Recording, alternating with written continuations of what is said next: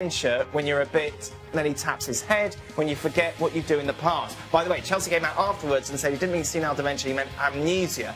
Jose Mourinho responded just now to that quote by saying, I don't need the Chelsea manager to say I made mistakes in the past and will in the future. What I will say is I will never be banned for match fixing.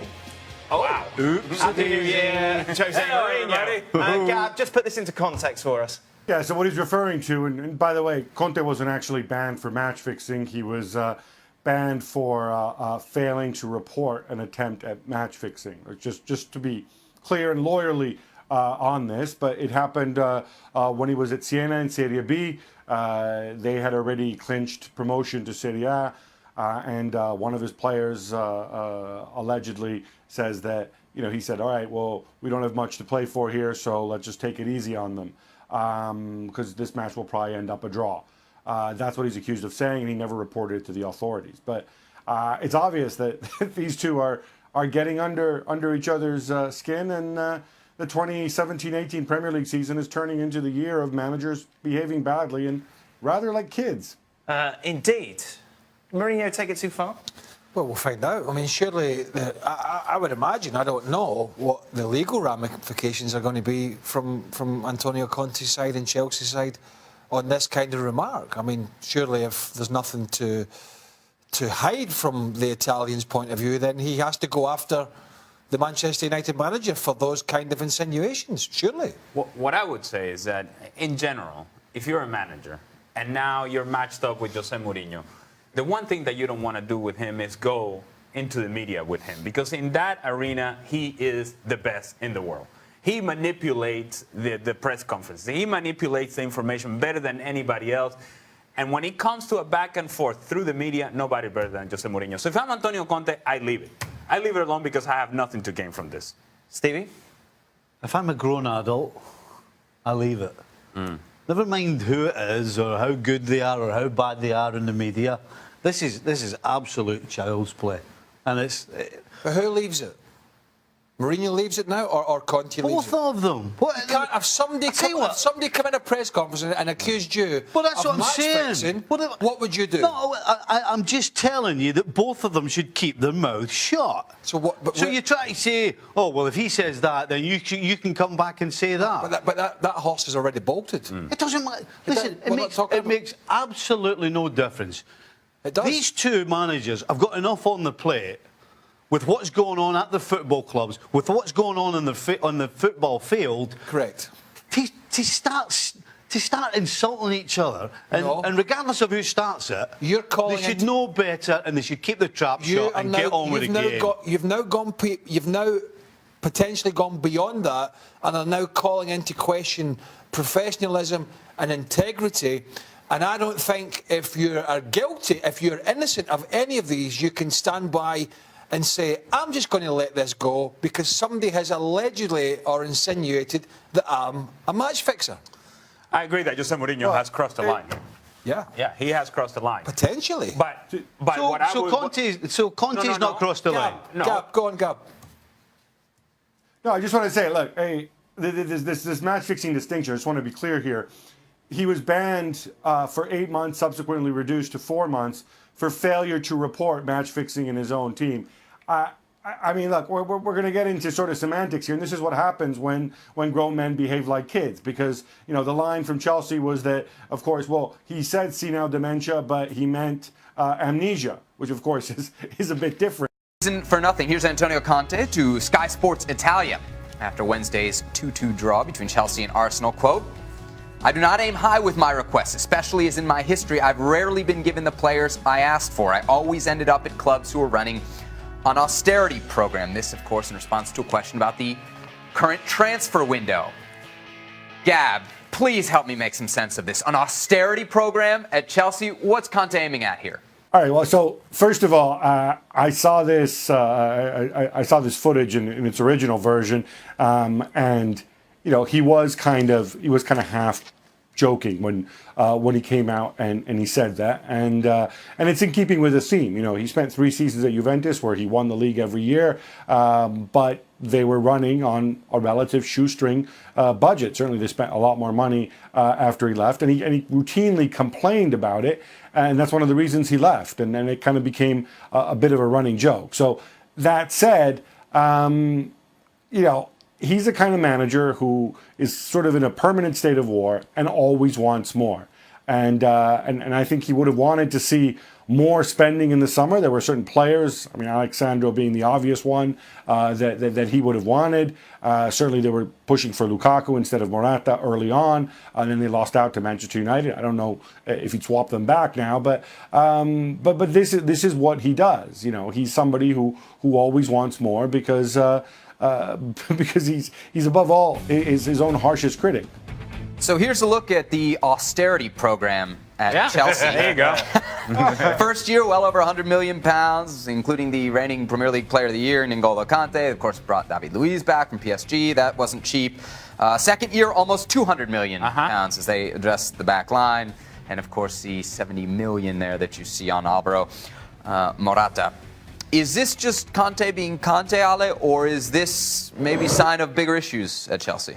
Well, what's hard to figure out, and let's not forget, this team won the title last season. So you would have thought that the feelings in Chelsea would be a whole lot more positive than they are.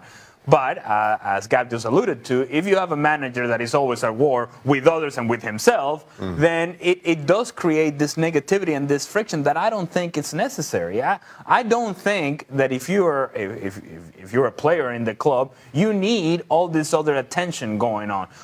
Focus on what you do on the field, focus on your training sessions, focus on the performances, and then the team that you have in hand is good enough to compete. Then go ahead and try to win with that team. When you're thinking about who could be here and who should be here, who isn't here, then you start losing sight of what's important. And what's important is the guys that are inside that locker room. Go ahead, Gab. To be fair to Conte, there's a couple of things. I mean, you mentioned the spending. Chelsea also sold players during that period. And if you look at Chelsea's net spend, it's not going to be as high as Manchester United's and Manchester City's. And certainly in the first summer, of course, David Luiz and Marcos Alonso only came in the last 48 hours of the transfer window because they weren't able to sign the guys that they really wanted to sign, people like Koulibaly and whatever else. So I think Conte views it like that. And Conte is still very much wed to the idea of the old style owner benefactor who falls in love with a team and he's happily cutting checks, a little bit like what Abramovich was like when he first arrived back in 2003, 2004 when he spent the moon. Abramovich isn't like that anymore. Chelsea aren't like that anymore. They are running a business. They've got financial fair play regulations to meet as well. They took a big hit, and people often forget this, the year before Conte came when they finished, 10th under Mourinho, didn't get the Champions League revenue the next year, had to pay off Mourinho. So all these factors together help explain why the spending hasn't been what Conte wants it to be. It sounds to me like he's saying, hey, I need help. How much help do Chelsea actually need in this window, Shaka? In this window, let's remember, Chelsea, up until very recently, was sitting second in the table. Now, every single manager wants to spend more money. At the same time, as much as you hear it from managers at the top end of the table, given the amounts they've spent, and we've offered them no kind of respite from that, haven't offered them that as an excuse, I'm not going to start with Antonio Conte now at all. Ali mentioned it. Chelsea were defending champions last season. We started this summer with Antonio Conte getting into a bit of a fight with Diego Costa and then speculation about his own future. I think that had as much to do with players' uncertainty as to whether they'd move into Stamford Bridge. You're not quite sure who the manager's going to be. You're not quite sure how you're going to be treated if you fall out of favour. You can't just keep throwing money, bad money, to fix bad problems. To Chelsea is a done deal. Stevie, let's start with the price. £15 million for a guy that's 24 years old with all the talent that he has shown throughout his career so far. I know there's been injuries, and I know that there's only a year left on the deal, but that seems like nothing in today's world. No, it's absolutely nothing for a guy who has got so much potential, who has shown he has great ability and can produce something from nothing. Unfortunately, at Everton, he hasn't done it consistently. So For Chelsea, this is an absolute no-brainer. You know, they're involved in Champions League. They want to do better in the Premier League. You've got the FA Cup coming up. So, you know, to have a guy in your squad who you can bring on the field who's capable of turning a game for 15 million, no-brainer. I wonder what his role will be with Chelsea. What do you see it as? No question, coming off the bench. And then really after that, you're talking about a guy who, for me, could play in any of the forward positions, other than centre forward. You know, no question he can play in the middle. That's where he has tried to solidify himself. But he could play in one of the wider positions as well if asked. Let's focus on the Barkley side of this, because obviously the World Cup's coming up. He was on the England team in 2014. It's probably a long shot here for 2018. This move should help towards that end. But is it realistic for Barkley to be thinking World Cup right now? If Barkley's thinking about the World Cup, then he needs to get a shake. His priority has to be getting a game of football. You know, he hasn't played All season.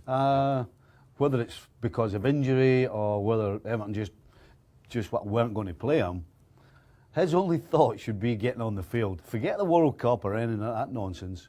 Get a game of football under your belt. That's what he should be concentrating on. Do you think Chelsea is the best place to do that? Because reports were that Spurs were interested as well. Between those two teams, is Chelsea the better bet for Barkley getting minutes? I think a football player will always go to the better side. I think Chelsea are the better side.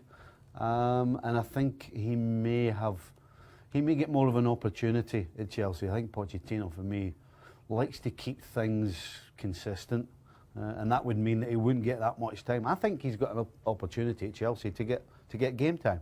There it is. Ross Barkley, Everton to Chelsea, £15 million. To see himself in the past. Maybe he was speaking about himself in the past. Maybe sometimes I think that someone forget what said in the past or what which is his behaviors. You understand? And sometimes I think that there is I don't know the name, but demenza senile. When you are a bit, come si dice demenza senile? It's very difficult, no? Mm-hmm. Yeah. When you I don't think there's. Forget what you do in the past. You understand? This yeah. Okay. There isn't an English word for that, but we'll just do one more. Don't blame him. Honestly, I don't blame him. I think the press should apologize to me and to him, because the question that comes to him is completely wrong, and because of that he had that out of control reaction. But I don't blame him at all. I was asked about my passion, and you know, because most of you were in my press conference. I was speaking about myself, and then the question to the Chelsea manager was like I told that he behaves like a clown. Probably the journalist wanted to say that, but didn't have the courage to say that. So he told Mourinho told that you behave as a clown. So I don't blame the Chelsea manager at all, and I understand his reaction. I was speaking about myself, saying that I don't need to behave as a clown to show passion, that I control my emotions in a better way. Everybody knows I don't need the Chelsea manager to say that I made mistakes in the past, and I will make in the future, hopefully. I know that I celebrate goals running 50 meters, I celebrate goals sliding in on my knees. I got celebrations jumping to the crowd. I'm not free of that, especially if we score a winning goal in a specific moment. I am not free to have a out of control reaction. But what I was trying to say is that I behaved bad a few times, and in this moment I control myself much better. Doesn't mean that my passion is not the same. So wrong question, and obviously a strong answer, but I don't blame You know, the only thing I want to say to end the story is that yes, I made mistakes in the past on the touchline. Yes, I will make less, but I think I will still make a few. What never happened to me and will never happen is to be suspended for match fixing. That never happened to me and will never happen. We are talking, for sure we are talking about an English player, a young player, and he has a good prospect for Chelsea. I think that the club decided for this investment also for his contract. I think this is a good opportunity for the club to buy this player, and for sure has a good prospect for Chelsea. But I repeat, for news, the club will inform you. I think he has a lot of space for improvement. He's very strong physically, good technique.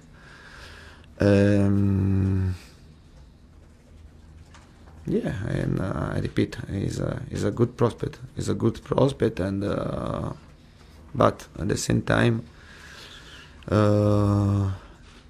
it will be very important to understand. I repeat, always if the player sign for the club, to understand when he can recover from his injury, because don't forget he had a bad injury, he had a surgery, and this player is not playing from 7th month. In case this player sign for the club, and as the club will inform you if there are some news, and we must have great patience, and at the same time we have to hope to recover him very very quickly, and to try to hope us for the rest of the season. I don't know, and I gave my opinion to the club,